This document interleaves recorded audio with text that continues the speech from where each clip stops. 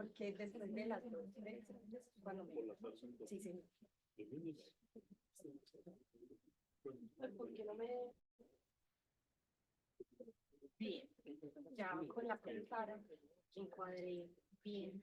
Y ya después le quité fallos y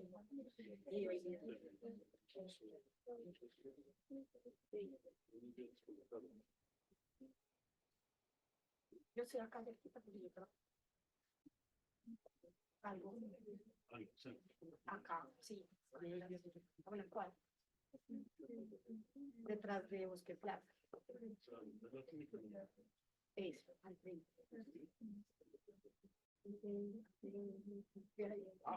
También, pues sí, cambié. No, la institución educativa, ya estoy allí.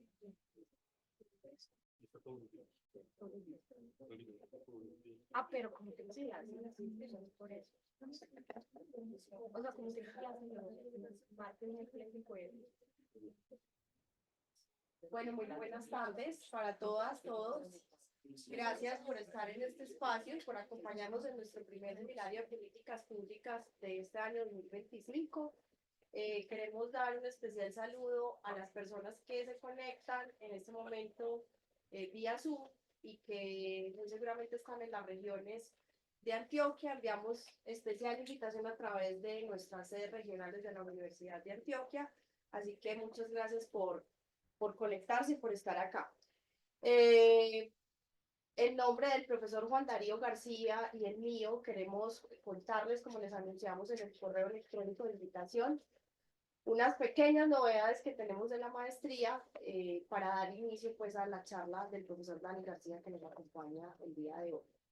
Entonces, rápidamente, y no les voy a quitar mucho tiempo, solo para contarles que nuestra maestría en políticas públicas inició labores en el año 2016 con la resolución 065-404-15. Tenemos un registro calificado del año 2022 que nos habilita para ofrecer el programa en la modalidad presencial durante 7 años. Tenemos 8 cohortes activas, 11 matriculados en el 2025-1, 61 egresados que están ubicados en diferentes instituciones nacionales, regionales e internacionales, en organizaciones de diversa índole, organizaciones públicas, privadas, academia, tercer sector.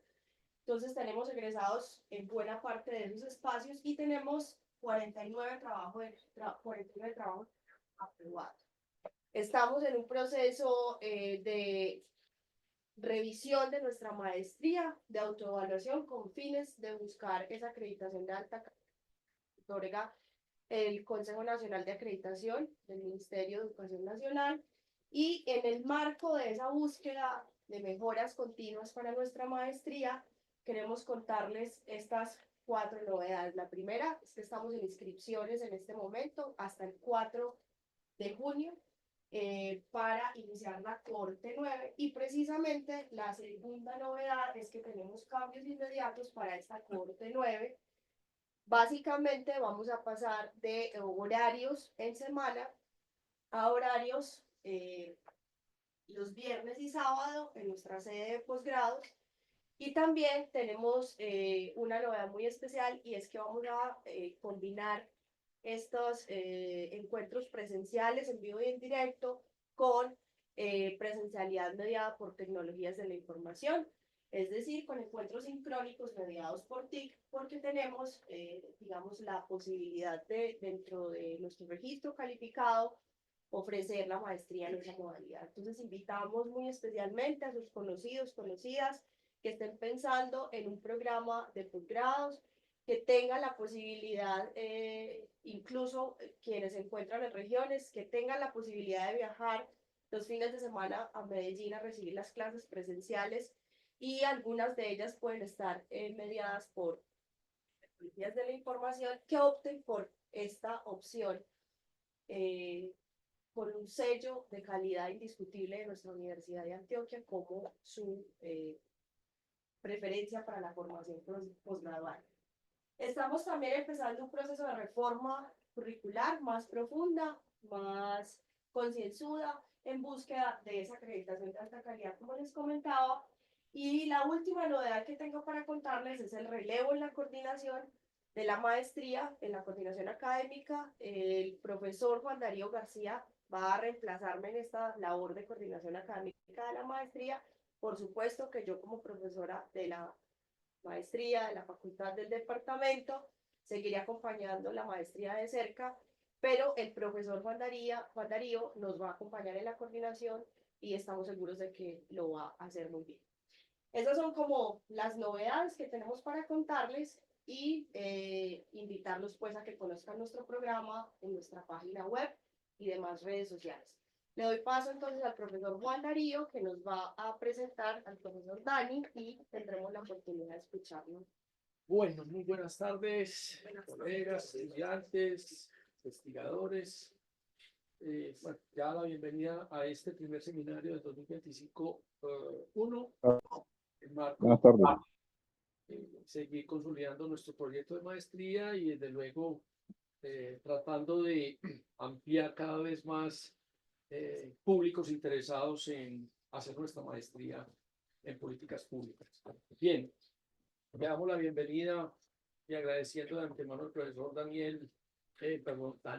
Dani García Callejas, que es además docente titular de nuestro departamento y nos va a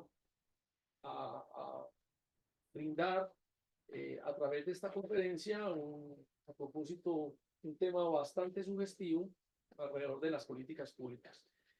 Rápidamente quiero informar que el profesor Dani García, además de ser economista de nuestra universidad, tiene una maestría en economía en la Universidad McGill, en políticas públicas. Igualmente, nuestro profesor tiene un doctorado en políticas públicas en la Universidad de Massachusetts, Estados Unidos.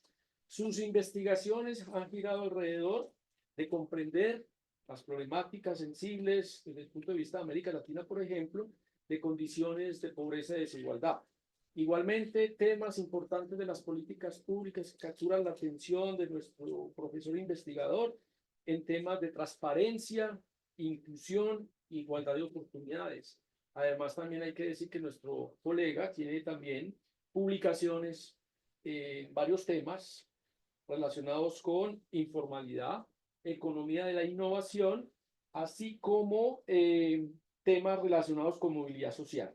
Igualmente, cuenta con publicaciones alrededor de estos temas centrales, de los cuales nos va a hablar el profesor Dani García, títulos como Informalidad, Innovación en medio de la pandemia o El triunfo del espíritu sobre la materia. Interesante el título, colega.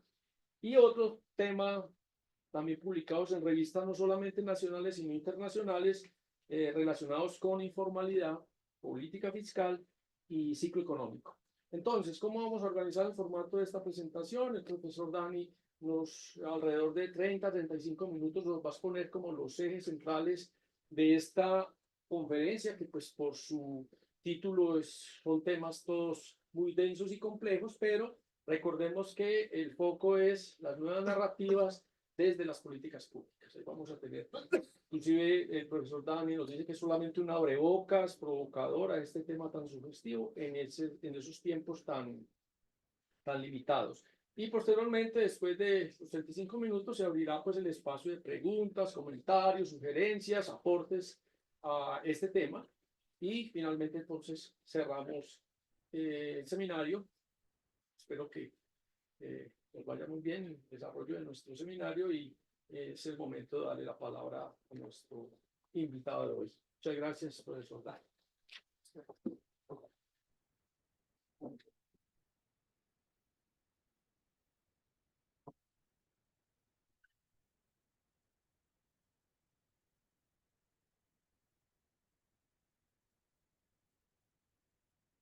El 33% del potencial electoral votó por la propuesta del Estatuto Anticorrupción.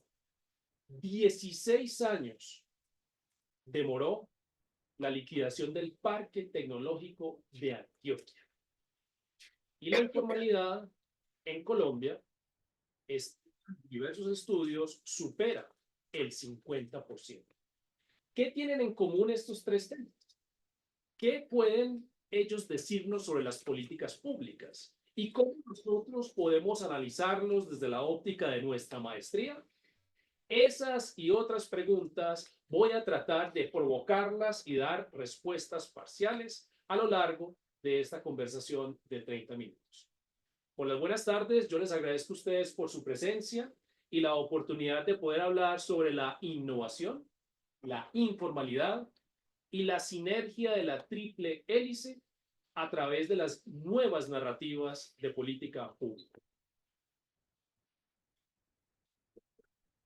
Para ello, voy a iniciar con una breve introducción para luego hablar sobre informalidad y política impositiva, luego tratar de relacionar la informalidad con la innovación, comentar alrededor de la triple hélice y un caso particular muy importante para el departamento de Antioquia que corresponde al del Parque Tecnológico, y luego, como abrebocas, les dejaré a ustedes la discusión sobre esas nuevas narrativas que por supuesto están presentes en nuestra maestría en políticas públicas, como por ejemplo en el curso de políticas públicas contemporáneas. Y por último, algunas conclusiones para abrir el espacio para preguntas y discusiones. Dale, pues, si quieres. Entonces, en efecto, como mencionaba, la política correspondiente a través del Estatuto Anticorrupción de 2018, junto con la idea del Parque Tecnológico de Antioquia y además las concepciones de informalidad, nos permiten poder establecer la escena de la discusión sobre el lenguaje y las nuevas narrativas de la política pública. En el año de 1936, Joan Robinson escribe un artículo que se llama El desempleo disfrazado. En ese artículo ella hace mención de dos conceptos muy importantes. Uno que corresponde al subempleo y el otro que corresponde efectivamente al empleo disfrazado. Antes de ella publicar este artículo, la política en Gran Bretaña era buscar resolver el desempleo tratando de reducir los salarios de las y los trabajadores, porque se entendía que el marco conceptual que explicaba los mercados era el de la oferta y la demanda, desarrollado particularmente por Alfred Marshall en su famoso libro Principios de Economía de 1890. Pero con el desarrollo y por supuesto el conocimiento de Joan Robinson, empezaron a observar los mercados laborales de manera distinta y a entender que no era simplemente un asunto del libre juego flexible del salario para establecer, por tanto, cuál podría ser la tasa de desempleo de los países. Y es allí cuando en el año de 1936, John Maynard Keynes publica su famosa teoría general sobre el interés, el dinero y el empleo. Y nosotros hoy acogemos muchos de esos elementos en la política laboral, por ejemplo, que establecemos en nuestras naciones. Por tanto, utilizamos aparentemente el conocimiento para el desarrollo de esas políticas públicas.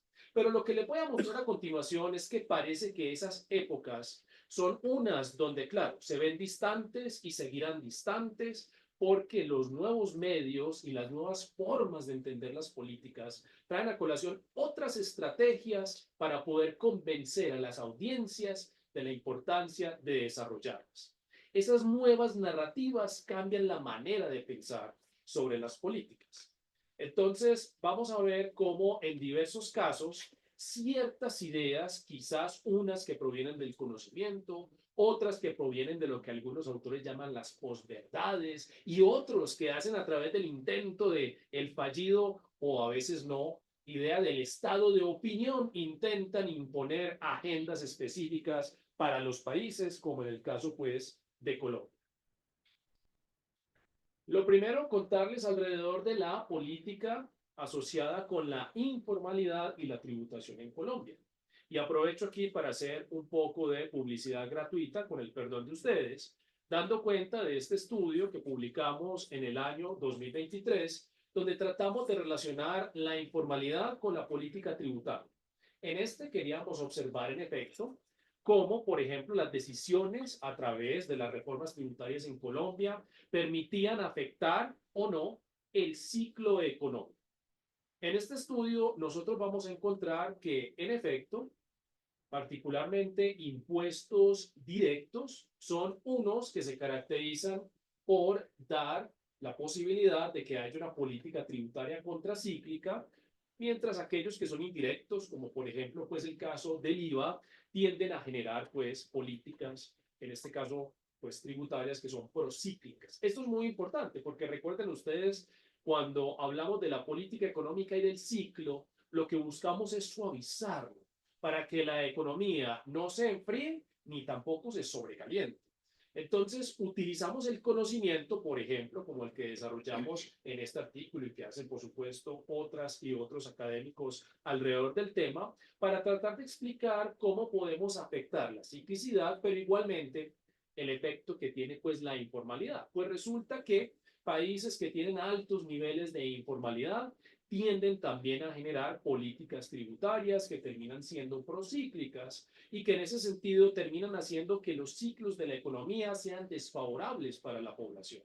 Entonces parece que allí tuviéramos en particular conocimiento para poder tomar decisiones. Sin embargo, cuando nosotros observamos la prensa, por ejemplo, encontramos narrativas que tratan de encajonar a los individuos que están en la informalidad en un discurso, en un lenguaje o en una concepción específica.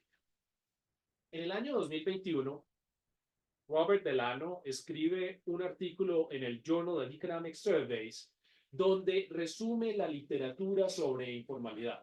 Informalidad es un concepto que acuña el profesor Hart, antropólogo británico, en una visita a Kenia, en el año de 1971, en un informe a la Organización Internacional del Trabajo, les cuenta que no solamente hay empleo formal, que él observaba algo muy curioso, y es que las personas que no estaban directamente vinculadas con empresas o que no tenían directamente relación con algún patrono, se organizaban en sectores de la ciudad de Nairobi para crear mercados entre ellas y ellos para poder vender bienes y servicios. Y que él daba cuenta de que eso era informal.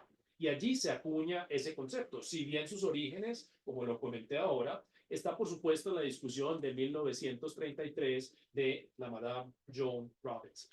El caso es que de allí hay 6 grupos grandes de teorías que explican la informalidad.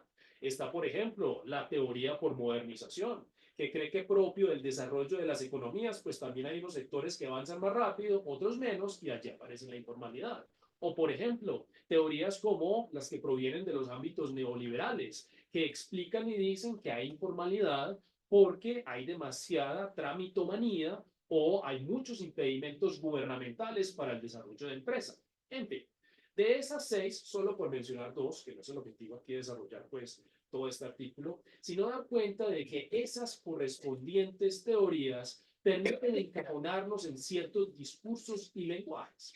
Entonces, algunos de los lenguajes que hemos escuchado en la prensa tienden, por ejemplo, a satanizar o a separar o a mostrar que los informales aportan poco a la economía, cuando estudios, por ejemplo, como este, nos muestran que la informalidad puede ser de hecho un sector complementario de la economía, donde surgen y se desarrollan, por ejemplo, actividades innovadoras que pueden tener mucho impacto.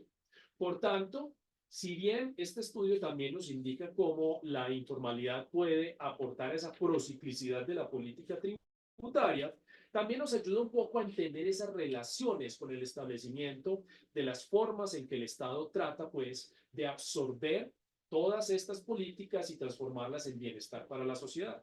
Este estudio particularmente nos permite el uso de metodologías econométricas para poder entonces hacer estas estimaciones.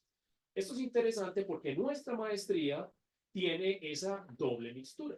Nos permite desarrollar tanto herramientas cuantitativas, econométricas, en el caso nuestro, por estar alojado en un departamento de economía, pero también herramientas del corte hermenéutico que tienen inspiración cualitativa y que nos permiten capturar, sea datos a través de un N pequeño o sea a través de otras estrategias y técnicas como puede ser la etnografía, las entrevistas o los grupos focales.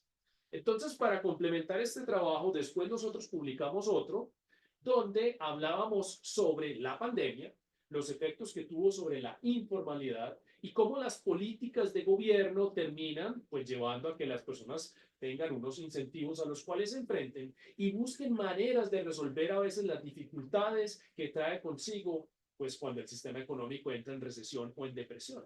Bien como lo decía John Robinson cuando hablaba del correspondiente empleo disfrazado, las personas cuando no encuentran trabajo, pues no se quedan simplemente durmiendo en sus casas o esperando que caiga el maná del cielo. No, y menos hoy en día, donde tenemos las aplicaciones, por ejemplo, a través de las redes sociales o de creaciones que les permite pues acercarse a actividades que no están directamente relacionadas con una contratación directa, sino que median para que puedan las personas ofrecer servicios al estilo, por ejemplo, de Uber o de Rappi.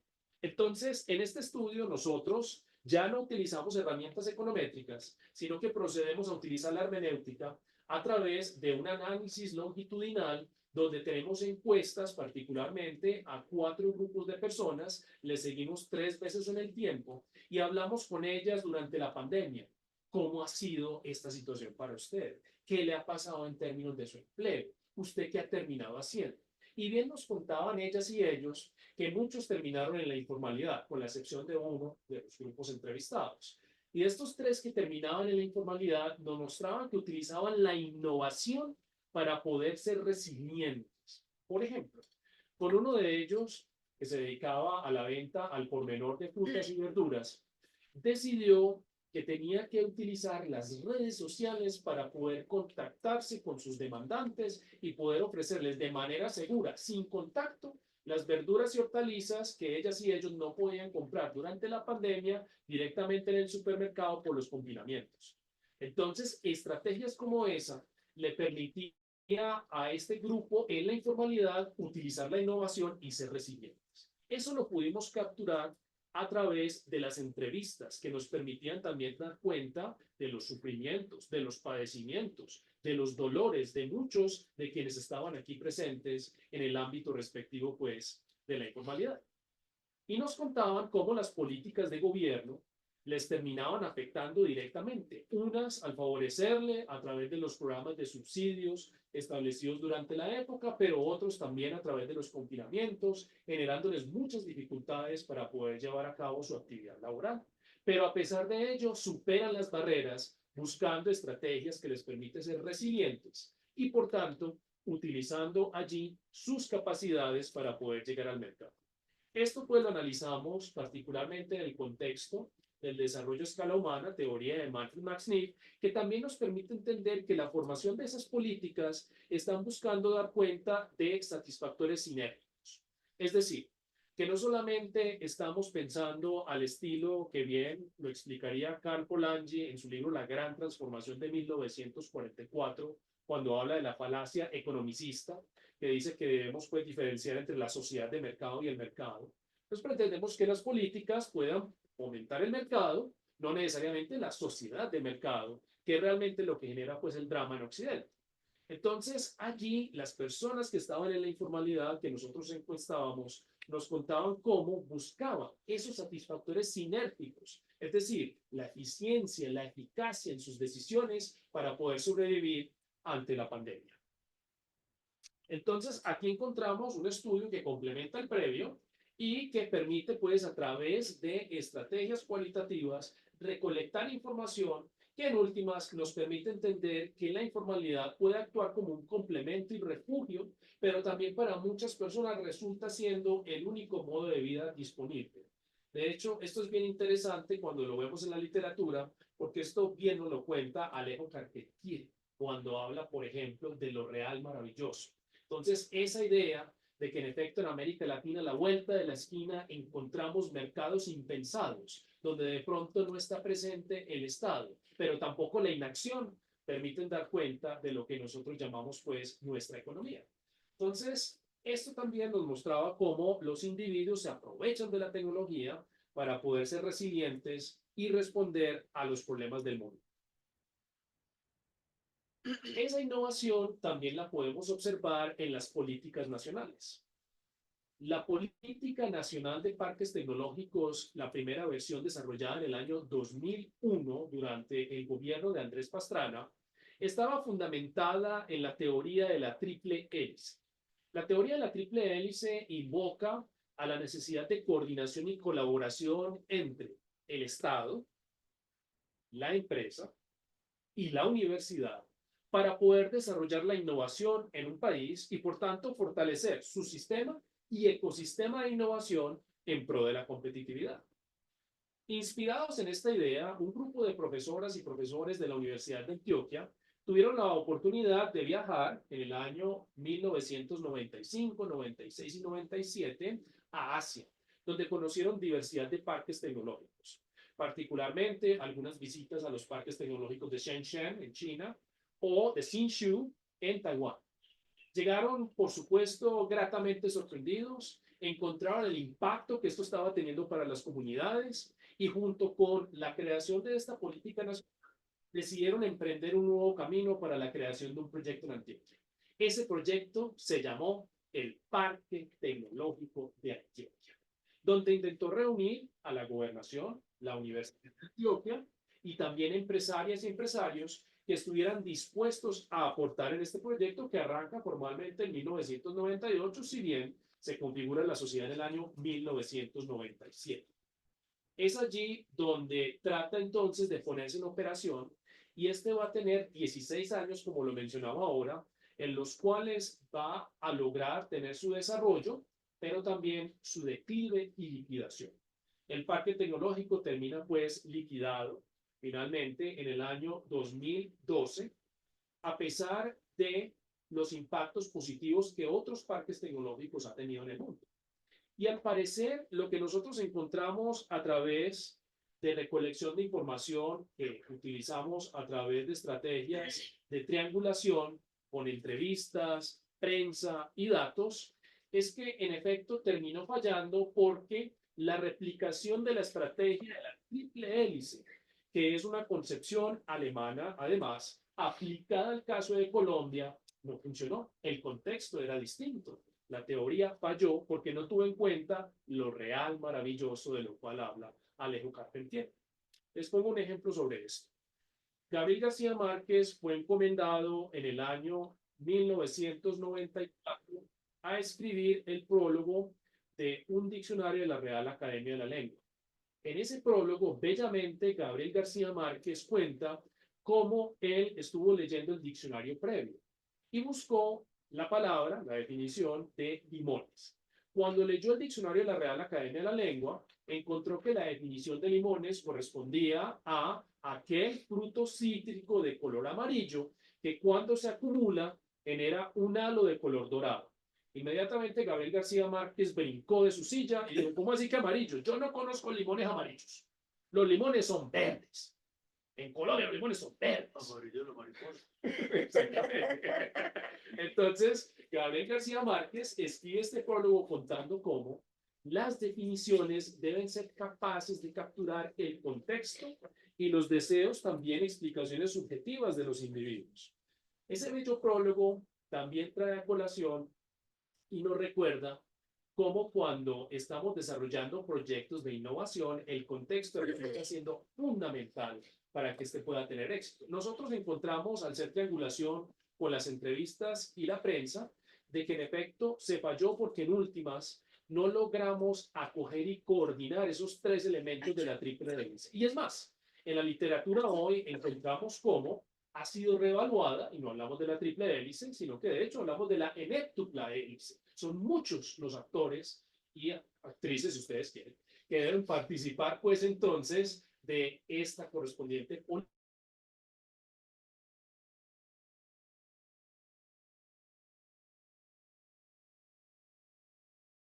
política, cuando entonces el replicar pueblo sí, a veces no, como arrancaría un bello cuento, un día sí, un día no. Entonces, esto significaba para nosotros que esa política, que además ustedes observan en el COMPES 4069, que da cuenta de la política de largo plazo de ciencia, tecnología e innovación para Colombia, mantiene todavía elementos que están allí centrados en la triple hélice y por tanto advertir, tener precaución a la hora de desarrollar la innovación basada pues en simplemente esta teoría que ha sido reevaluado en el mismo norte. Entonces, esto fue interesante para nosotros. Pero lo que conecta en últimas estas investigaciones tiene que ver particularmente con el lenguaje que utilizamos para poder explicar esas políticas y desarrollarlas. Y alrededor del mismo encontramos nosotros cómo esa idea da pie a lo que hemos denominado las nuevas narrativas en política pública. Que si bien estas nuevas narrativas tienen su asidero en el año 2016, particularmente con los trabajos de Smith y Larimer, pero también encontramos antecedentes previos y encontramos discusiones en Colombia muy importantes en dos textos que son de referencia y además utilizados en nuestra maestría en política pública, desarrollados entre otros por el profesor y académico André Noel Roth, uno que se llama Innovación Pública y el otro que se llama Enfoques de Política Pública, donde bien nos cuenta de que las políticas no solamente se desarrollan a través del viejo modelo del ciclo de la política pública, donde parece que nosotros convocábamos al desarrollo de la misma a través de unos pasos específicos en un orden lineal para arrancar desde la agenda y terminar en la evaluación, sino que por el contrario, encontramos otras formas de poder construir esas políticas, que es lo que hemos visto a lo largo de estos tres ejemplos. Y el lenguaje es una de ellas. Pero también está la famosa teoría de la ventana de la oportunidad. Y al igual que esto, nos aparece en escena fuerza las nuevas narrativas. Es decir, convertir las políticas públicas no en unas que tienen asidero en el conocimiento, que es lo que quisiéramos, que utilizaran ese conocimiento para poder plantear exposiciones de motivos, por ejemplo, que estuvieran bien fundamentadas en la evidencia, sino que terminan más bien cimentadas en lenguajes, palabras, imágenes y en últimas, en un cuento.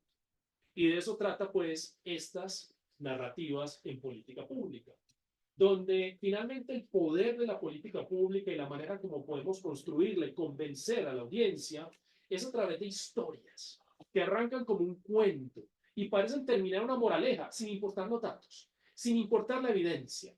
Entonces ustedes escuchan cómo mandatarios en el mundo, por ejemplo, en el caso de Estados Unidos, de Donald J. Trump, como por ejemplo habla de que los migrantes se encontraban allí en un pueblo comiendo mascotas. Entonces uno observa que allí ya empieza a aparecer una narrativa que no tiene asidero en la evidencia, que no tiene pues datos para respaldarle, pero que al construir un cuento hace que sus seguidoras y seguidores terminen presionando para que se deriven de allí políticas migratorias que tengan impactos importantes para la población.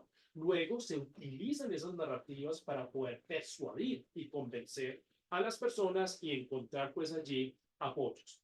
Eso significa que tratan de promover la idea de dos falacias. La falacia del conocimiento, en la cual pues algunos insisten y creen que las personas no necesariamente asisten o apoyan una política a través de la evidencia.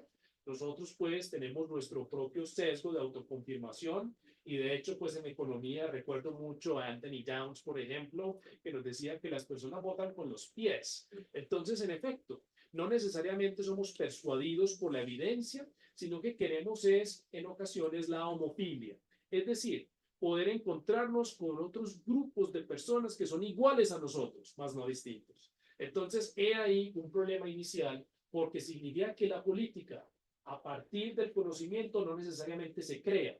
Quisiéramos que sí, pensaríamos que es valiosa, que ya hemos sido pues inspirados por el siglo de las luces, pero en ocasiones el conocimiento no termina estando presente en la política. Y si no hablar, ahora comentaremos de algunas políticas, en el caso pues de Colombia. La otra es la falacia de la empatía. El creer que, en efecto, la historia por sí sola puede cambiar esa política y la realidad de hecho. Entonces, esas dos falacias terminan combinándose y esto termina generando las narrativas en política pública que están dominadas fundamentalmente por cuatro grandes momentos. Hay un escenario que va a ser el contexto que se arma, ese que a través de los medios ahora está muy plasmado en imágenes. Les pongo un ejemplo, si ustedes observan imágenes que hablan sobre la venta de propiedad raíz, nosotros tenemos evidencia que hay un sesgo a incluir generalmente familias completas, heterosexuales y generalmente dominadas por hombres blancos. Mientras que si se está pidiendo, por ejemplo, ayuda o apoyos económicos o subsidios, o se está hablando de vivienda subsidiada, por el contrario, las imágenes son generalmente de familias de grupos minoritarios, para poder dar cuenta del mismo. Eso envía una clara señal, pues, en la explicación del mercado y del lenguaje que se utiliza, pues, en esas correspondientes narrativas y, por tanto, el escenario que se establece. Los personajes, tratamos de generar héroes, víctimas, villanos. En el caso de Estados Unidos hay un famoso pasaje que da cuenta en la década de los 80, cuando el presidente Ronald Reagan empieza a hablar de la famosa reina del subsidio. Entonces, la reina del subsidio era una mujer, pues esto es hipotético, creado pues en la narrativa, no es que exista, una mujer afro que es drogadicta, que vive del subsidio del Estado y que no busca trabajo. Entonces observen cómo se va creando la narrativa. No hay evidencia para ello porque hoy sabemos, por ejemplo, que el gran problema de drogas en Estados Unidos está asociado al consumo no tanto de la población afro, sino de la población blanca y a partir particularmente pues de algunos fármacos y tal, sobre lo cual hay mucha discusión y evidencia que da cuenta pues de altos niveles de adicción, pero se utiliza para poder promover una u otra ciertas imágenes. Entonces hay héroes, hay víctimas y hay villanos. En el caso, por ejemplo, ahora hablamos del estatuto o el intento de poder promover un estatuto anticorrupción. Si ustedes veían en las imágenes, los verdes y particularmente Claudia López se vendía como la héroe. Ella era la que estaba allí adelantando ese proceso, luchando contra unos villanos. ¿Quiénes? Los congresistas. Esos congresistas sí que son malos, ¿no? Entonces empieza a establecer una narrativa e imágenes para tratar de convencer, junto con una trama que trata de conectar lo uno y lo otro. Y al final una moraleja, es decir, la consecuencia de no aceptar esta política o de promover. Entonces, ese tipo de narrativas se han ido potencializando a través de los usos de distintos medios, lo vamos a ver a continuación. Pero es interesante resaltar este trabajo realizado pues por Clavijo y Taborda en el año 2020 en la Universidad de los Andes, donde en esta correspondiente pues investigación logra él mostrar cómo esa narrativa aplica para ese estatuto anticorrupción. Entonces, claro, habla de los héroes, como insistía ahora, pues Angélica López, habla de los villanos, esa clase política tradicional que per se es corrupta y que además pertenece al Congreso y que no se quieren dejar bajar su salario, trabajan. Pues por allí aparece el meme y tal que deberíamos contratar a los congresistas por prestación de servicios. Tampoco pues está allí los elementos asociados con otros actores, pero sí está en el caso de Brecht, por ejemplo, y está todo el asunto de que las víctimas somos nosotros los ciudadanos vilmente afectados, que somos inocentes, y los mismos políticos que están promoviendo la consulta, que tienen un halo, en este caso de probidad y honestidad, y por eso ellas y ellos están luchando por ese correspondiente cambio en la política. Y la trama es que la corrupción es estructural. Entonces, sí, el famoso 5%, del cual en algún momento habló la Contraloría, que corresponde a la corrupción en Colombia. Muchos han debatido eso, han dicho los 5, es mucho menos que eso, pero en fin, 4,96. Entonces, sí, en efecto, ahí hay muchas discusiones pues alrededor del tema, pero lo interesante es que se queda una historia, una narrativa. Esto es interesante porque estas nuevas narrativas se potencian con las nuevas tecnologías. Y esas nuevas tecnologías dan pie a la memificación de la política pública. Se empiezan a utilizar los memes para poder promover esa historia dentro de la ciudadanía. Entonces empezamos en nuestros círculos, esos homofílicos donde estamos conectados con los equivalentes a nosotros, los que son parecidos a nosotros, a compartir esa misma idea resumida a través de una imagen que es muy potente, que es esa del chiste en el meme o quizás de esa realidad posible o de esa crítica específica. Entonces, dicho eso, la memificación de la política va a coger esos elementos contextuales de la narrativa, que además se potencia a través de las redes sociales, como por ejemplo True Social o TikTok o X, pues a través de estos trinos que van haciendo que se pueda establecer en la agenda pública o no una política o una decisión propia. Y además, los famosos realities de la política pública. Entonces, ustedes escuchan a algunos integrantes de la comunidad, ya pues del sector público o no, que empiezan a utilizarlo en sus propias redes para poder promover su reelección. Y lo hacen pues adrede para poder ir contando que ellos son mesiánicos y que son los únicos que podrían resolverlo, junto con la combinación de que encontramos el regreso de los varones en la economía. Los varones, aquella época correspondiente donde los industriales no solamente influenciaban particularmente la política, sino que además la hacían. Entonces volvemos a una época donde encontramos figuras como por ejemplo los grandes magnates en el caso estadounidense o en otros países latinoamericanos que empiezan a influenciar la política. Por ejemplo, el caso de la famosa sierra con la que sale Milei y dice vamos a recortar el presupuesto y utiliza una sierra. Este es el gran problema de Argentina. Y después encontramos que en el caso estadounidense también sacan la sierra, a pesar de que en debates en el pasado, como por ejemplo los que tuvo el presidente pues, Obama, cuando era candidato, junto con el senador Mitt Romney, hablaban de que lo que había que utilizar era un bisturí y no una hacha, o si ustedes quieren, una motosierra. Es muy interesante cómo se van configurando esos debates y que se van resaltando a través de esos realities porque se convierte en eso. Cuando ustedes observan la transmisión en vivo de esos correspondientes consejos de gobierno, empieza, por supuesto, a pulular pues la curiosidad, pero también el chiste y la risa, sin saber que, o sin darnos cuenta, quizás, que esas decisiones terminan afectándonos a todos de manera profunda y que terminan teniendo consecuencias significativas para la economía y la sociedad. Cosa también que se daba pues en los gobiernos anteriores. No es porque sea pues este gobierno o el otro, sino que en efecto, esas ideas de los estados de opinión, por ejemplo, que utilizan esas narrativas y que de hecho fueron muy efectivas.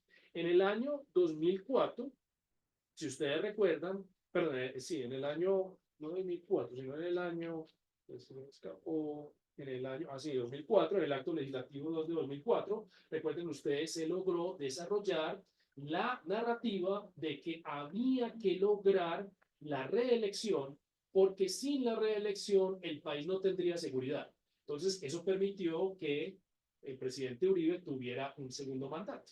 Y luego vino Santos, que también a través de este tuvo 2 mandatos y decidió luego cerrar esa ventana correspondiente, que además generó pues y tuvo implicaciones importantes frente a distintos comités, particularmente, por ejemplo, la Junta del Banco de la República, en la idea de tener pesos y contrapesos. Entonces, eso es muy interesante porque capturan y generan una narrativa donde hay unos héroes, el presidente, y donde hay unos villanos, aquellos que están matando al pueblo en el campo y él ha venido a rescatarnos. Si no lo reelegimos, estamos condenados a la muerte. Claro, después vienen los escándalos alrededor, pues, de todos los otros temas de violaciones de derechos humanos, en fin, etcétera, para no entrar en detalle de lo mismo, pero el caso es que aquí se utiliza esa narrativa para tratar de establecer una u otra idea, que a veces puede ser muy positiva para la economía y la sociedad, otras veces no necesariamente. Entonces, estas nuevas narrativas nosotros las trabajamos en nuestra maestría en política pública y las hemos visto en el desarrollo de muchos de nuestros trabajos de grado. ¿Cuáles son esas características adicionales? ¿Qué implicaciones tienen para la economía y la sociedad? ¿Cómo podríamos nosotros aplicarlas metodológicamente? Exactamente. Esas y otras preguntas las responderemos en nuestra maestría en políticas públicas, invitándoles a ustedes para que puedan seguir esta discusión que es larga y tendida y tiene muchas narrativas. Entonces, permítanme concluir con lo siguiente. Lo primero, la formulación de las políticas públicas, si bien puede estar influenciada por el conocimiento, no termina siendo el único elemento.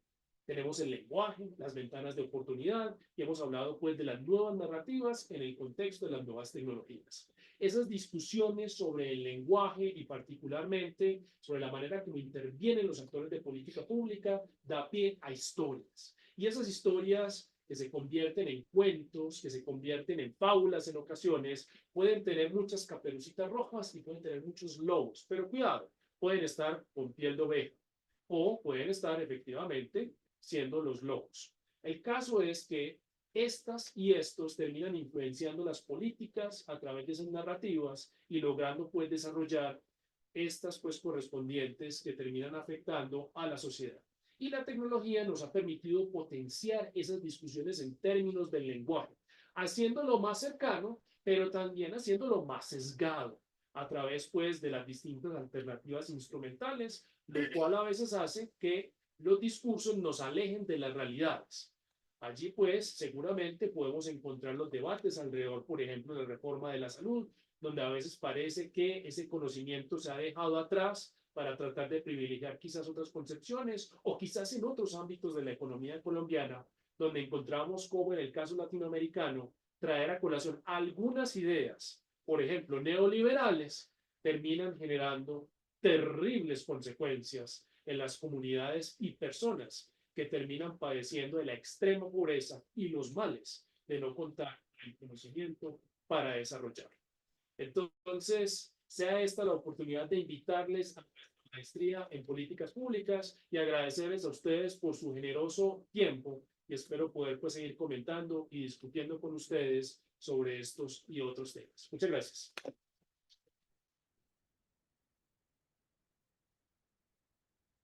Bueno, entonces, como lo prometido, abrimos este espacio para, inclusive los que nos siguen a través de la web, para las diferentes preguntas, intervenciones. Miren que el tema es bastante novedoso y amplio. Quedan varias preguntas, por si ustedes viendo quieren hacer algún comentario sobre esta presentación. Pues, están abierta la ventana de intervenciones y otros.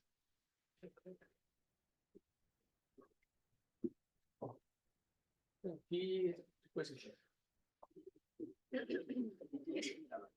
un poco pobre.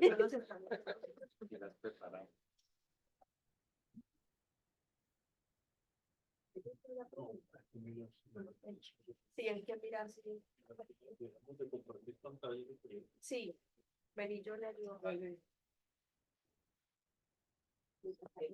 Bueno, entonces, adelante.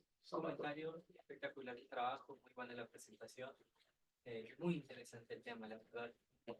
Y principalmente creo que también vuelve como a lecciones que ya es una lección de retórica, ¿no? Es cómo utilizar la palabra para fomentar la decisión de políticas que están hechas a base del conocimiento, ¿no? Y saber distinguir las que son hechas con conocimiento objetivo y las que son hechas con palabras, puramente palabras y cuentas. Entonces, la pregunta que te, en base a esto es básicamente, ¿cómo podemos, porque al final nosotros somos los que votamos, ¿no? ¿Cómo podemos impulsar que las personas aprendan estos métodos de retórica, aprendan a distinguir entre lo que es un cuento hecho básicamente con palabras y un cuento que también tiene conocimiento objetivo? Esa es la pregunta. ¿Qué se propone? ¿Qué soluciones se han propuesto en la discusión? Muy bien, esa pregunta es profunda y difícil y encuentra uno muchos debates en la literatura, pero quisiera referirme en particular a un autor que es John Stuart Mill. John Stuart Mill escribe un ensayo que se llama Sobre la libertad y en ese ensayo insiste en que la solución a esas correspondientes falsedades y verdades, si quisiéramos, es más difícil que eso, lograríamos identificarlas a través de la libertad de expresión, la libertad de prensa y la libertad, por supuesto, en todos los ámbitos de la vida. Entonces, en ese sentido, John Stuart Mill hace la invitación a que permitamos que todas las perspectivas, ideas y puntos de vista sean ciertos, falsos, dependiendo pues de nuestra óptica, perspectiva o métrica, puedan ser bienvenidos, porque pensaba John Stuart Mill que aquellos que corresponden a falsedades o que provienen de necedades o que están presentes en el discurso y que no tienen asidero, terminarán siendo rebatidos por aquellos que a través de los argumentos y a través de la investigación, la ciencia, el conocimiento y también, ¿por qué no?, las emociones, permiten demostrar que están equivocadas. Por ejemplo, en el caso correspondiente de la esclavitud. Entonces, allí bien defendía John Stuart Mill de que todas y todas las personas reconocidas como iguales desde la ley, a pesar de nuestras diferencias biológicas o físicas, teníamos y deberíamos tener la oportunidad de hablar de manera libre y, por tanto, abolir la esclavitud. Y a partir de esas discusiones se terminan dando múltiples posibilidades en el caso de Europa, que termina pues y también América Latina, dando cuenta pues de la libertad para todas y todos de forma pues inicialmente incluyente, pero claro, con muchas dificultades además. Esto va a permitir que también discusiones alrededor de la inclusión de las mujeres, por ejemplo, en la sociedad. Y en eso recordaría a un francés, Nicolas de Condorcet, que con su esposa Sofía luchaban por los temas de la inclusión y la igualdad de la mujer. Y así como lo hizo también John Stuart Mill, en la década de los 60, particular en mayo de 1968, encontraremos cómo por fin en Francia las mujeres podrán heredar activos hasta 1968. Pero el caso es permitir la libertad y la discusión de todos los ámbitos que vengan es necesario para poder entonces dilucidar entre aquellas que en efecto conviene para la sociedad y aquellas que no. No censurar en todo caso. Juan, no sé, Profe, adelante. como una más, pues como una pregunta, pero más reflexión desde esta mirada, y es el rol de las nuevas tecnologías.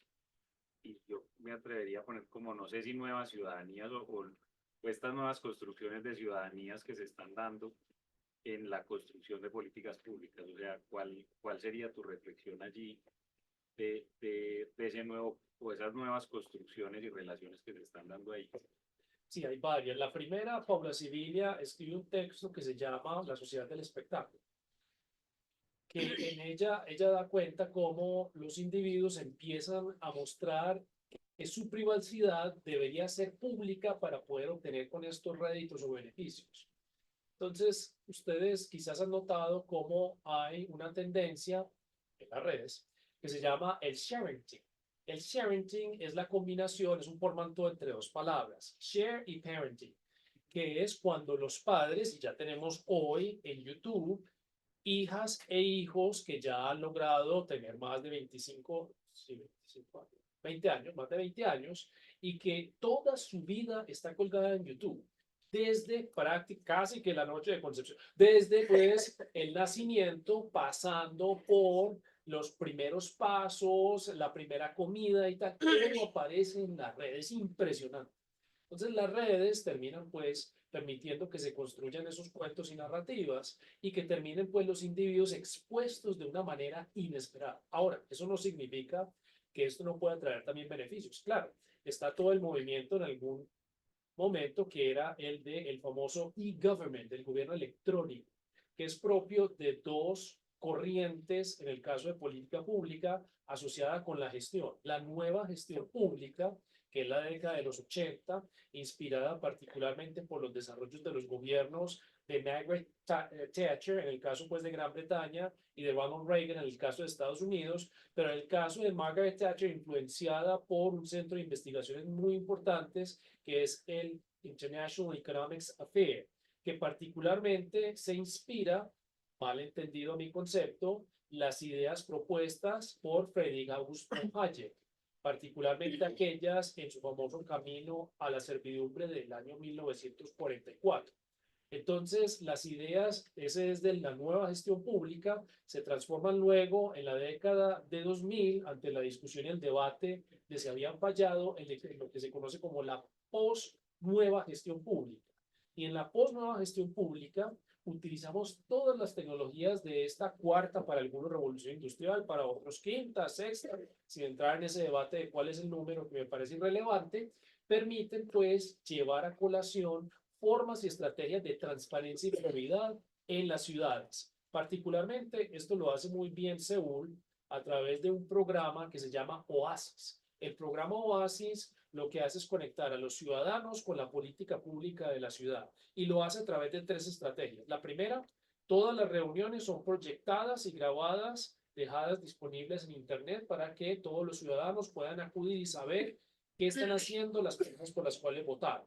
La segunda, que es la estrategia de vincular las ideas ciudadanas a la política pública. Entonces recolectan las ideas de los ciudadanos y tratan de ver cuáles pueden desarrollarse. Una vez que evalúan su factibilidad, llaman a los ciudadanos, una suerte de estrategia similar, pero no es equivalente al presupuesto participativo, terminan pues desarrollando la idea junto con el ciudadano que acompaña a lo que nosotros llamaríamos el secretario, la secretaria de gabinete en ese proyecto. Y la tercera estrategia lo hacen a través del tablero de control que derivan de las grabaciones y de toda la información que está disponible en actas y demás que utilizando pues ahora las nuevas tecnologías y más aún inteligencia artificial, les permite pues codificarlas y transformarlas en datos que les permite hacer seguimiento a discusiones de temas y poder ir resumiendo para la ciudadanía cómo van evolucionando las distintas discusiones. Entonces sería pues mi segundo punto alrededor del mismo. Y el tercero, claro, tiene que ver un poco con que las redes también terminan siendo usadas de ellas, en el sentido pues de que todo el mundo empieza a publicar información que puede generar, pienso yo, en algunas ocasiones, pues elementos que pueden ubicar, pero otros también que pueden desubicar mucho. En todo caso, es muy importante, de todas maneras, como lo decía Mel, permitírselo a todos, no censurar, porque cuando arrancamos con la censura, la pregunta es dónde paramos y dónde terminamos. Entonces, en resumen, tenemos oportunidades. La primera, reconociendo que esas correspondientes mecanismos o medios virtuales pueden informar y generar transparencia en ocasiones. La segunda, que pueden refinar las formas en que el gobierno se acerca a la ciudadanía. Y la tercera, la oportunidad de que el conocimiento se democratice y se comparta. Okay, muy bien. Profe, Y después, Carlos. no, profe, una pregunta. ¿Cómo? Ok, bueno, yo soy Juan José García, también egresado del programa de Economía de la Facultad, y tengo una dudita pues también con respecto a lo que nos planteas. Para mí todavía es como muy conflictivo con el tema si nos traemos, no sé, teorías o investigaciones de otros lados a Colombia y que no se pueden adaptar. ¿Cómo podemos de pronto, no sé, ofrecerle no sé, a la ciudadanía o al contexto colombiano como una mejor adaptación de los proyectos? No sé, lo digo también incluso orientado a economía del bienestar que pues, me encantó. ¿Cómo se crear proyectos pues que digamos que tengan en unión a la sociedad colombiana y que tenga como resultados reales y no que al final terminan siendo un desastre pues y o no sé, pues no sé, de pronto darnos como un poquito más de puntuación como con eso, como que bueno, cómo volverlo real y que se pueda ejecutar de una manera que sí comprenda pues el contexto económico. Sí, José, allí es muy importante la inclusión de la diversidad de saberes. Eso nos permite darle contexto a los problemas. Le doy 3 ejemplos. El primero tiene que ver con un bello texto que escribe Arturo Escobar, que publica de hecho en nuestra revista de la Facultad de Lecturas de Economía número 20, que se llama La invención del desarrollo. Ese texto es muy bello porque, para mí en particular, el pasaje donde explica la aparición del alambre de púas en Colombia es fascinante. Llega en el año 1867, que casualmente pues, es el año que también se publica el Capital de Marx, pero no tiene nada que ver. Llega pues particularmente... Pronto lo conecta, no me entiendes. Llega pues el alambre de púas en Colombia a través de la United Fruit Company y empiezan a hacer alambradas en la costa, particularmente en Magdalena, porque ellos buscaban con esto aumentar la productividad, producir muchos más bananos y plátanos, que por supuesto exportaban pues al norte global. Entonces, con ese alambre de púas, cuando lo pusieron pues en las plantaciones, se dieron cuenta que la productividad empezó a caer y empezaron a preguntarse, a rascarse la cabeza, ¿por qué? Entonces, no sabían qué hacer. Pues decidieron empezar a hablar con las y los campesinos. Y los campesinos les dijeron lo siguiente: mire, es que nosotros aquí no dividimos los predios, porque nosotros cruzamos por todos los predios, que además es algo muy interesante que hacían también los británicos. En el caso de los británicos está el derecho a el paso por el territorio. Entonces, de hecho, dejan que, correcto, que permiten que las rejas estén siempre sin candado para que usted pueda pasar cuando camina por los terrenos en Gran Bretaña. Pues la United Fruit Company puso el alambrado, las personas no podían desplazarse fácilmente, se encontraban pues bastante confundidas porque no conocían de ese tipo de divisiones y eso redujo la productividad. Terminaron pues cambiando lo del alambre de púas y haciendo otras estrategias a través pues de otro tipo de divisiones y tal que permitió aumentarla. El segundo ejemplo no es colombiano, corresponde pues a un proyecto de redes en el caso de Kenia, que lo había mencionado ahora con el profesor Hart, Keith Hart, que es de Naciones Unidas, que lleva redes para tratar entonces de reducir la propagación de las infecciones por mosquitos. Entonces, cuando llevan las redes, empiezan a notar que inicialmente los impactos son nulos. La gente continúa dándose la propagación correspondiente del mosquito y tal, y se preguntan por qué. Entonces llevan a antropólogos, sociólogos, trabajadoras sociales, etcétera, a averiguar qué está pasando. Empiezan a hablar con la gente. Y la gente dice, no, es que las redes las estamos utilizando para pescar, porque necesitamos alimentarnos, no tenemos que comer. Ah, entonces en ese momento, además de entender que hay que hacer una intervención integral, también dicen, debemos educar. Y aparece allí el mercadeo social para tratar de explicar a las poblaciones los beneficios del uso de las redes y también pues doble propósito en algunos casos para poder ayudar en la promoción pues de mejorar pues los niveles de alimentación. El último ejemplo, latinoamericano. En el caso de las afueras de México, encontramos una población donde los mexicanos estaban pues muy preocupados porque había altos niveles de consumo de tequila y mezcal. Entonces decidieron hacer una intervención, inicialmente pues como plan piloto del gobierno federal, reduciendo, impidiendo el consumo de estos mismos para que la población pues así estuviera pues más en sus cabales. Y resulta que cuando empezaron a intervenir en reducir el uso del mezcal, a regularlo, porque creían y estaban pensando a ver qué tipo de políticas aplicaban, pues se dieron cuenta que la población empezó a empobrecerse. Se preguntaron, ¿pero qué está pasando aquí? ¿Cómo así que qué tiene que ver el mezcal con los niveles económicos de este pueblo? Entonces empezaron a observar nuevamente antropólogos, economistas, sociólogos y tal, y se dieron cuenta que estas poblaciones eran iletradas, no escribían ni leían, pero sí vendían artesanías. Y la manera como vendían las artesanías y cerraban los pactos no era a través de un contrato, que pues, no tenían la posibilidad de escribir y leer porque no tenían acceso al sistema de educación, sino que para poder lograr sellar el pacto era a través del brindis de 2 botellas de mezcal o 2 botellas, pues, de tequila. No les culpo, la verdad, no les culpo. El caso es que de esa manera sellaban el pacto. Mientras los hombres se especializaban en la comercialización y venta, las mujeres se especializaban en la producción de las artesanías. Entonces, Los hombres vivían borrachos de muerte. no borrachos. Celebrando contratos permanentemente. A media caña todo el día. Entonces, el caso es que, brindis por eso. El caso es que cambiaron la intervención. Entonces, el contexto se vuelve muy importante y eso requiere un trabajo interdisciplinario.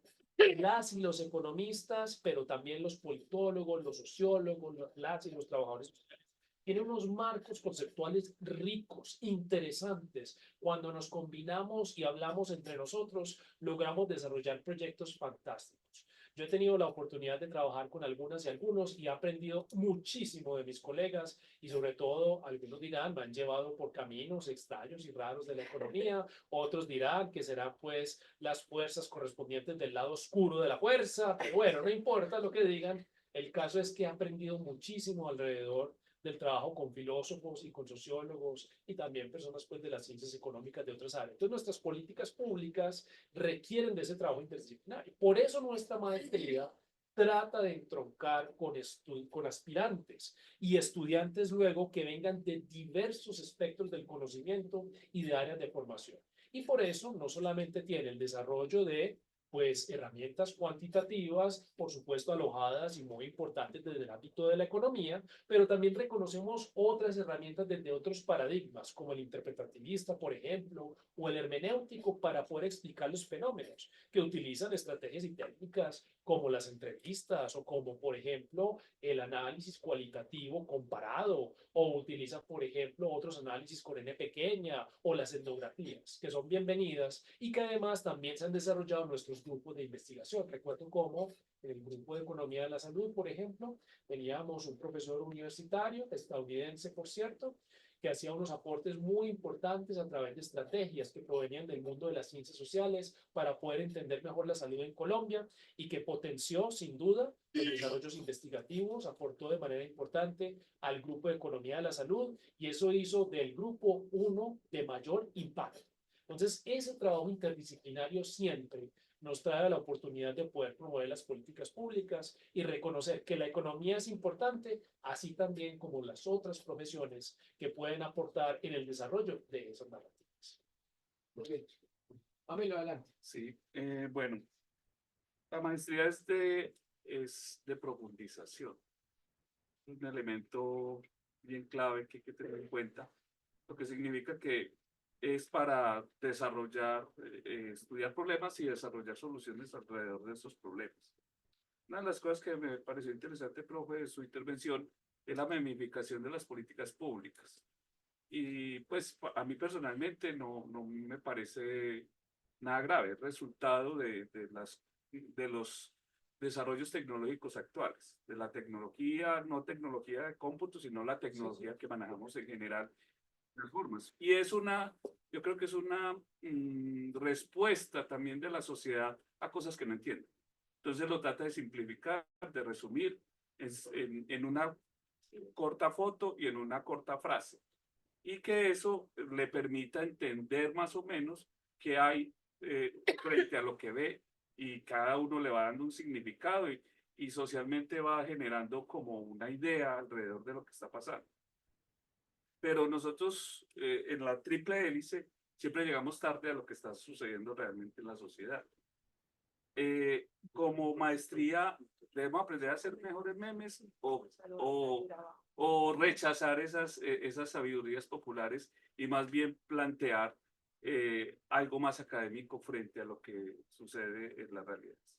Yo creo que es la oportunidad de construir diversos caminos. Entonces, sí, deberíamos tener también el conocimiento para poder hacer mejores memes que pudieran ayudar a que se transmita ese conocimiento, las investigaciones, el resultado, la evidencia que tenemos, también es importante, porque en efecto, el lenguaje, las imágenes, las formas, las palabras y las cosas, como diría Foucault, importan.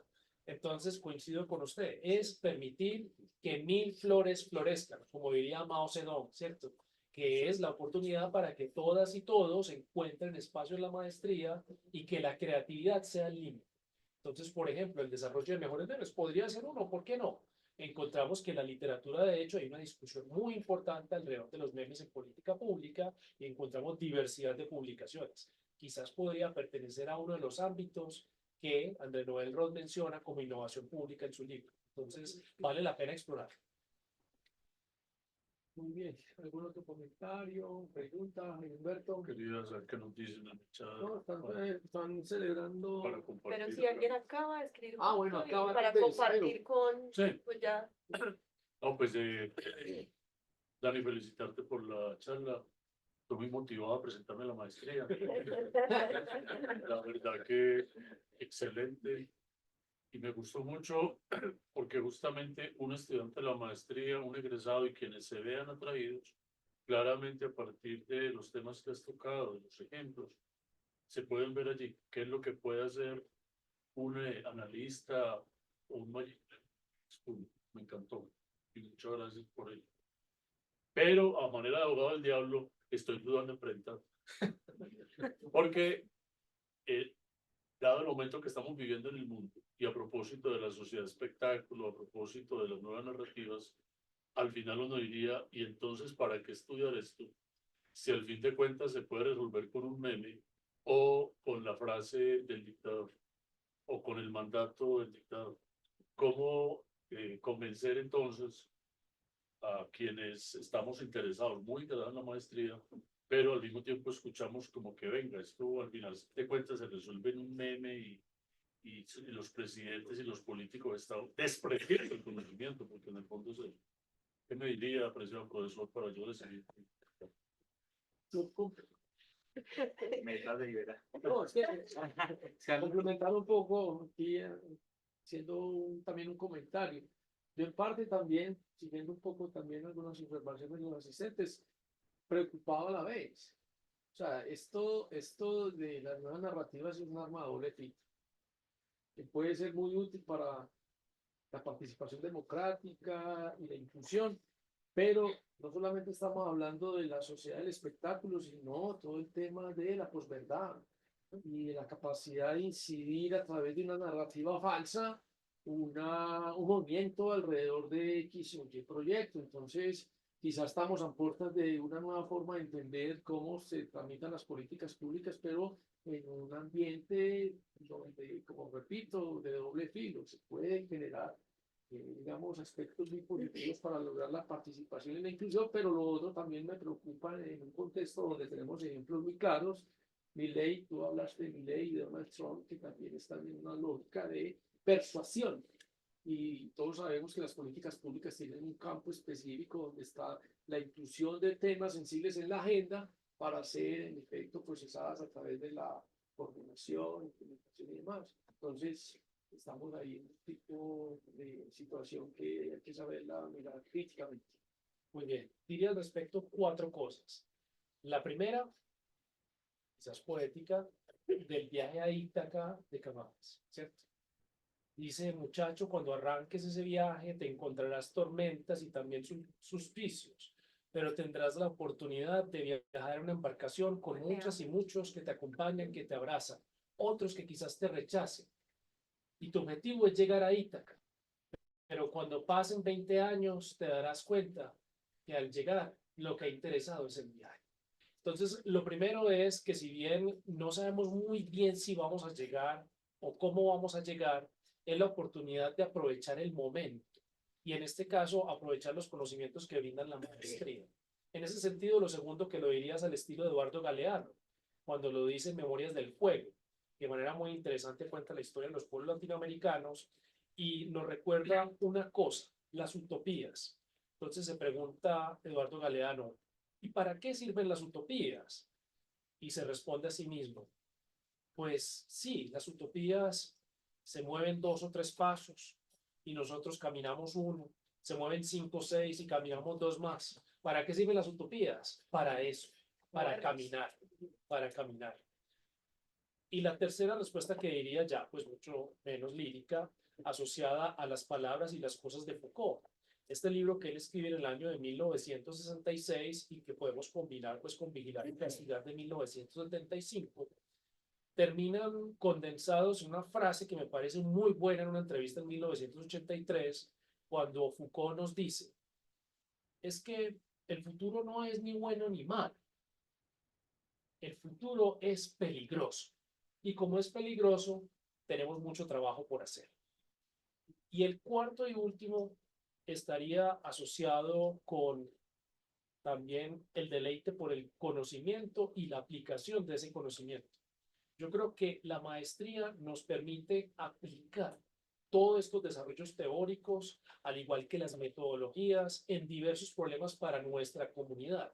Y quizás al estilo de esos pequeños empujones, quizás como nos lo dicen pues estas y estos autores tan importantes del área de la economía, como Abhijit Banerjee, por ejemplo, y Esther Duflo, pero también muchas otras y otros, es la oportunidad de dar nuestro pequeño empujón para que la sociedad pueda alcanzar el fin último al cual aspiramos, que quizás esté materializado en la Constitución o quizás está materializado en otros fines mayores, pero que es a través de ese logro nuestro que parece pequeño, como dirían los franceses, las pequeñas corrientes terminan formando los grandes ríos. Entonces creo que la maestría es una oportunidad de aportar en esas pequeñas corrientes. Me voy a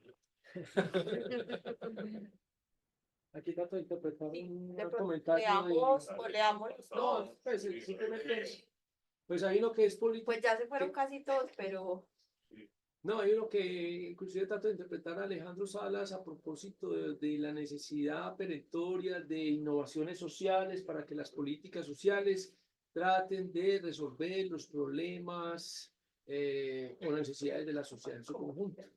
Hay otros comentarios que están en otra orden político, pero innovación social en estas nuevas narrativas que podemos pensar, profesor. Sí, yo volvería un poco al texto pues, de innovación pública de André Noel Rock, que me parece muy bueno, porque André Noel nos resalta que la innovación está presente también en el sector público y, por supuesto, en el tercer sector.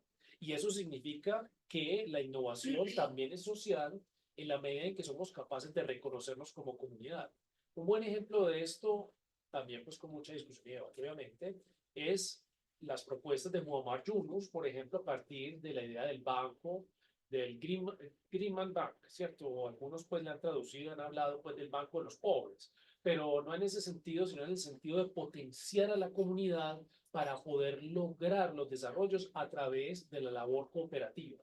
Y eso también es muy interesante porque nosotros encontramos en el tercer sector cómo las cooperativas de hecho permiten potenciar ese ahorro que parece muy pequeño, porque cuando comparamos las cooperativas con el sector financiero en Colombia, estamos hablando de menos del 1%, terminan beneficiando a tantas y tantos en la comunidad.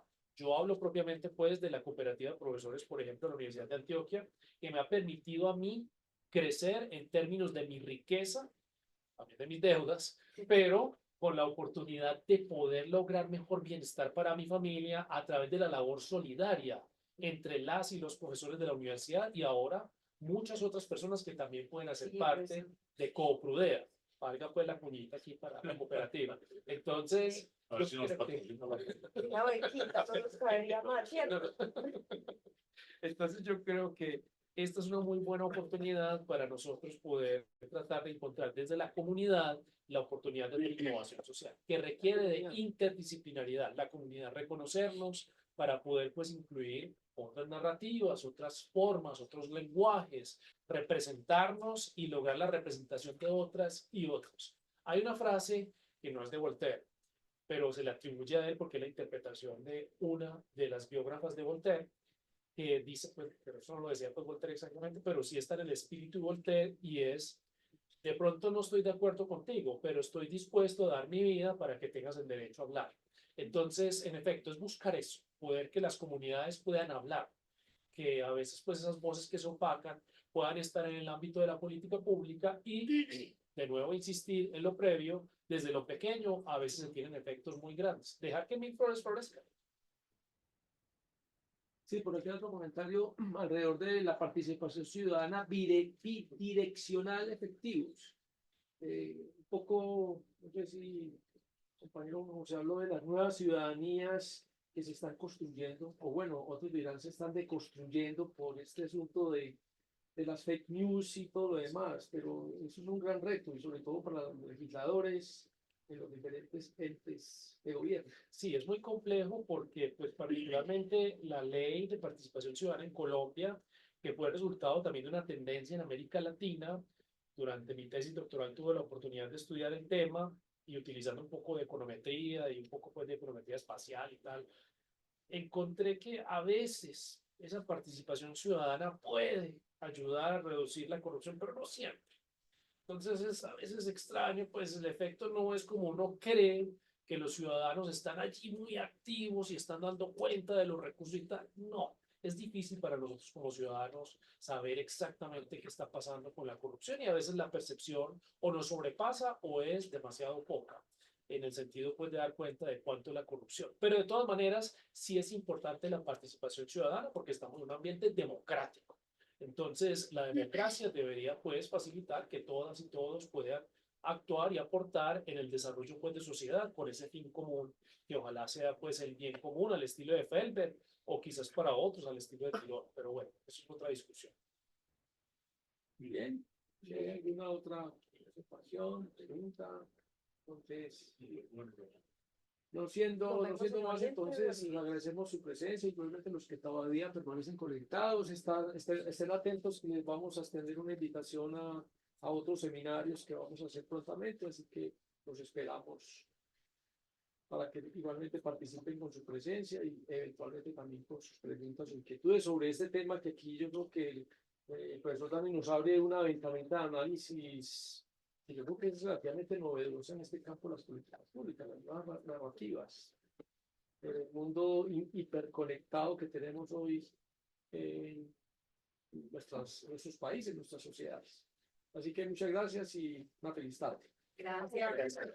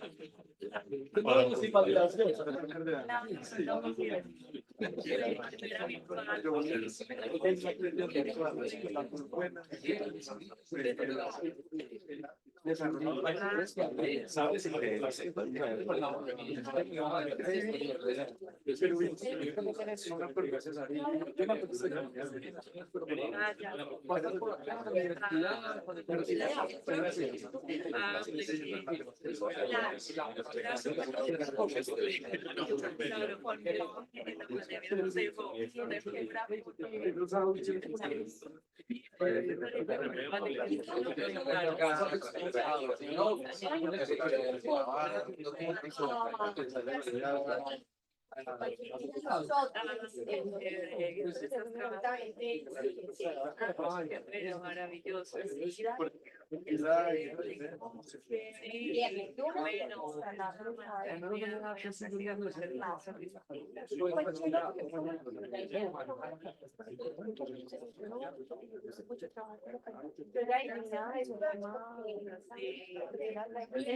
Gracias. Bien, bien, muy bien. Excelente. Ahí lo volvemos a hablar. Bueno, yo. Gracias, profesor. Gracias. No, va a tener Sí, sí, ya casi me encontramos. Bien, estuvo muy buena la presentación. El nombre Ya no necesitas sentar en el salón en día. Hay que con un meme. Ah, listo, le voy a llevar un meme. Uy, Y yo saco el que dice. Sí,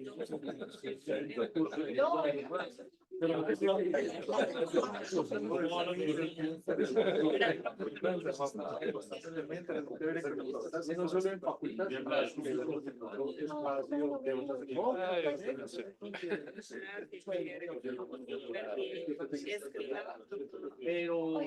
eso es Sí, esto es yo me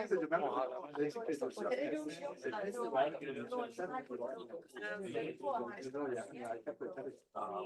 no, tomate tu tiempo tranquila, es que no tengo afán, porque además a esta hora hay mucha a veces se nos demoramos mucho más, me conviene, ustedes están reposados, no te preocupes, tranquilita que no hay afán.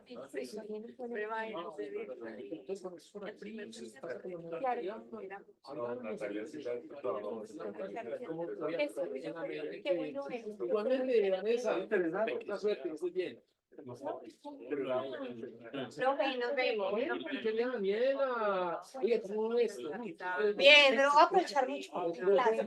Los voy a intensiar como a todos. Con las nuevas narrativas ahí todo metido en el enfoque narrativo. Usted que trabaja en el campo de la salud mental. Ay, narrativas. Ya trabaja en el campo de salud Ese es mental. mi enfoque, by the way. Sí, narrativo. Pero hasta ahí Sí, sí, claro, tú te presentaste, pero queremos otros pero eso es Mucho puede intensiar. pero bien, Sara sabe. o sea, hacer espacios diferentes. Sí, no. Solo es vaina, pues, a ver, Sara. hay otros espacios que también podemos impactar y que nos No, entonces quedamos así. Simplemente te voy a mandar ya. Que yo ya sí tengo como estructurado, pero voy a cambiar, voy a minimizar un poco, porque yo tengo casi ya toda la estructura hasta la metodología. La metodología es lo que todavía no sé si lo cambio, pero yo ya estructuré la primera investigación, los objetivos, etcétera. Cambio como eso, pero el resto en fondo lo yo te lo mando.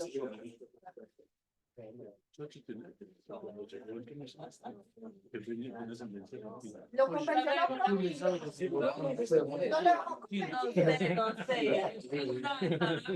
No sé. No sabíamos de mi ley todavía, creo. Eso fue... No, eso